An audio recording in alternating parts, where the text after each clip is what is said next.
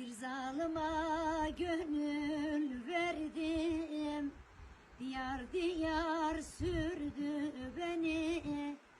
Ufaladı peynir gibi, dürüm dürüm dürdü de beni dürdü de beni dürdü de beni. Ne gül açtım ne de diken, ne yurt koydum ne de mekan.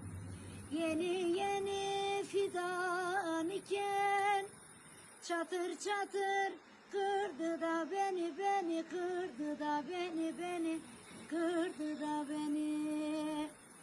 Kızıl tuğ kandırmazken, ataşlarda yandırmazken, üstüme toz kondurmazken, çamurlara serdi de beni serdi de beni serdi de beni.